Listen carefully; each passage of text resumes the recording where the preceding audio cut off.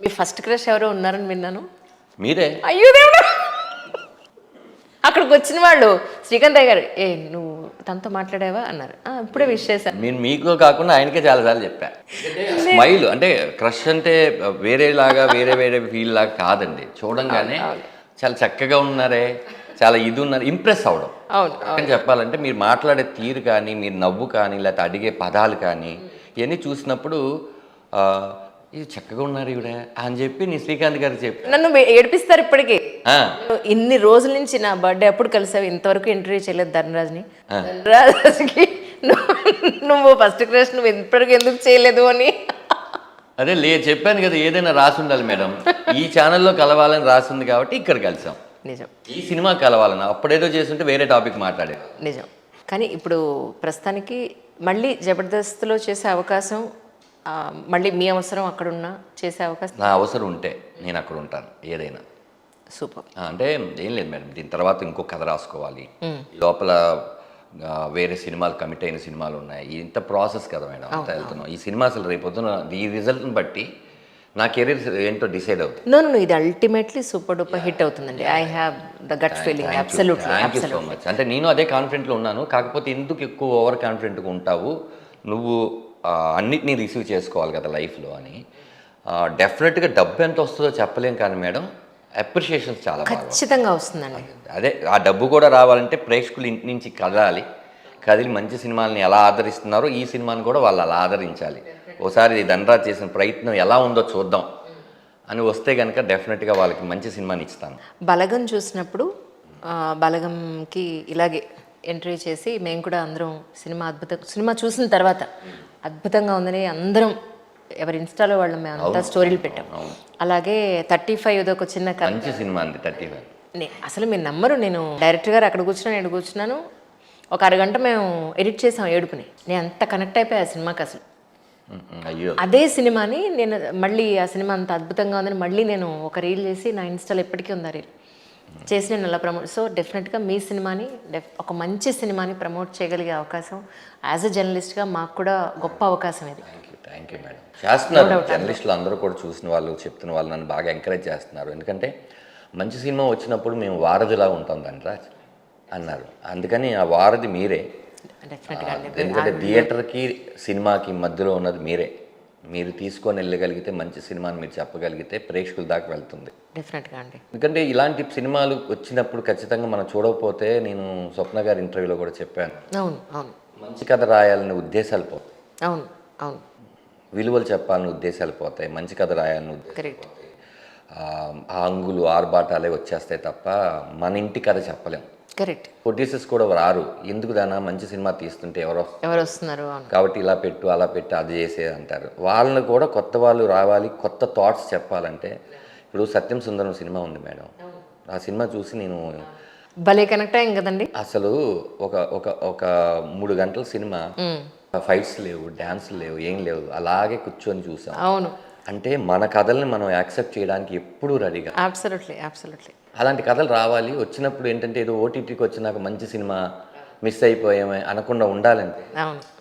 Theatre జనాలు రావట్లేదు, వాళ్ళు వస్తున్నారు మేడం, కాకపోతే వాళ్ళ దాకా తెలియట్లేదు ఈ సినిమా ఒకటి వచ్చింది. అవును. ఆ ప్రయత్నాన్ని మనం అందరం కలిసి మంచి సినిమాలు చేద్దాం.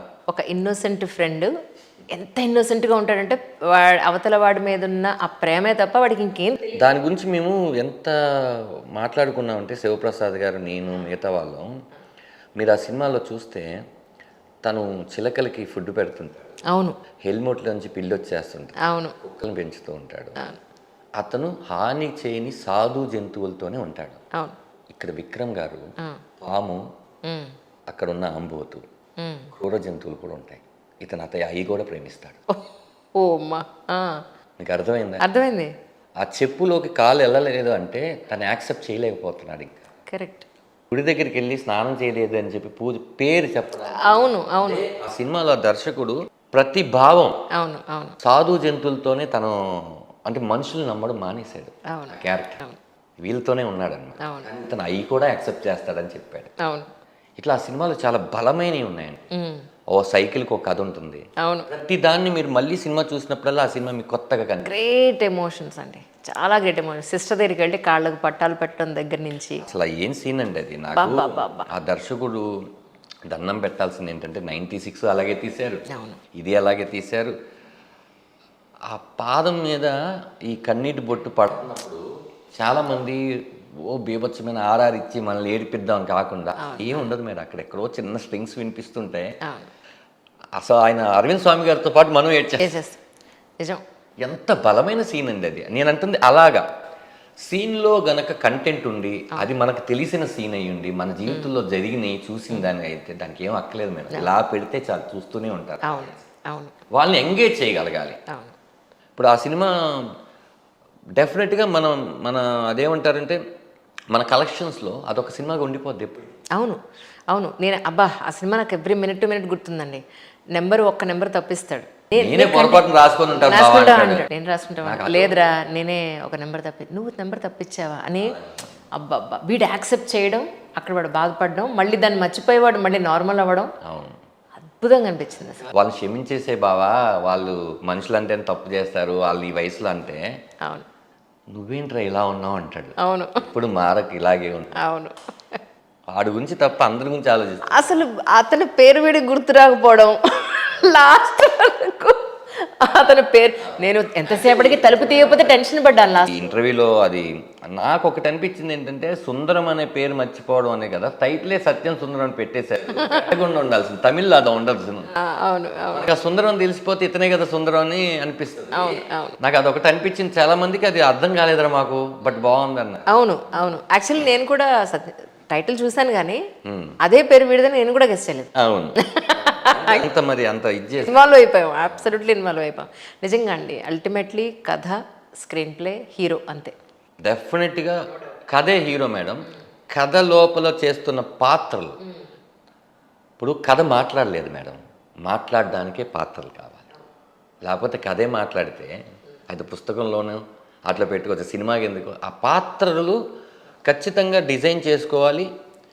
అవి ఇప్పుడు మనం ఏదైతే రాసుకుంటున్నామో అది చాలా గొప్పదని మనం నమ్ముతాం ఫస్ట్.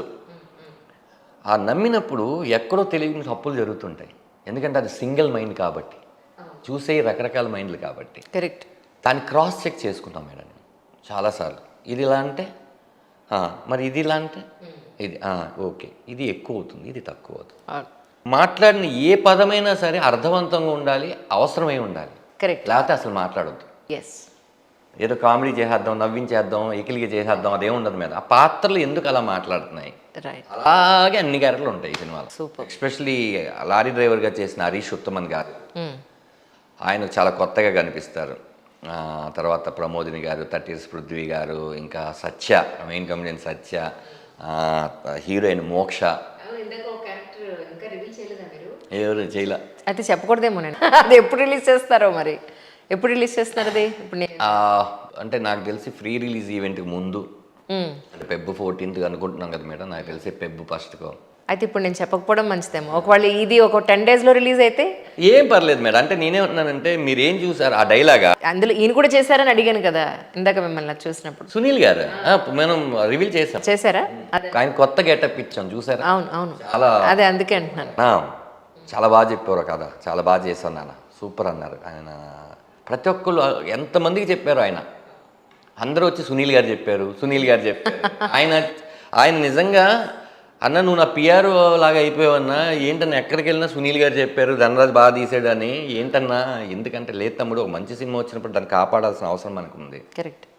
అలా చాలా మందిలో ఉందండి. Correct correct. చాలా మంది సినిమా చూసిన వాళ్ళు కానీ, లేకపోతే పెద్ద పెద్ద వాళ్ళు చూశారు సినిమాని, వాళ్ళందరూ మాట్లాడతారు టైం వచ్చినప్పుడు. అవును అవును అవును. యా మేడం, మీకు ఖచ్చితంగా ముందే సినిమా చూపిస్తాను, తప్పకుండా. మీ సినిమా చూసి మీ అభిప్రాయం చెప్పండి. అయ్యో 100%. ఈవెన్ రంగమార్తాండ అప్పుడు కూడా కృష్ణవంశీ గారు ఒక షో వేశారు. అవును, చాలా షోస్ వేశారు, చాలా షోస్. అందులో మాకు అంటే జర్నలిస్టులకి ఒక షో వేసి చూపిస్తే we felt oh my god, ఏడవలేక చచ్చా అందులో. నిజంగా. అంటే మీరు నెక్స్ట్ ఇప్పుడు మూవీ ఏదైతే రాబోతుంది, అంటే నెక్స్ట్ మూవీ మీ ఓన్ కథ అనుకున్నా? తెలీదు మేడం, అది నేను ప్లాన్ రాస్తున్నాను. అది గనక ప్రొడ్యూసర్స్కి వాళ్ళకి నచ్చిందంటే అది వెళ్తాం, లేదండి అంటే కనుక ఇంకొక కథ శివప్రసాద్ గారిదో లేకపోతే మిగతా వాళ్ళదో అద్దెకి తెచ్చుకొని సొంతలు చేయాలి.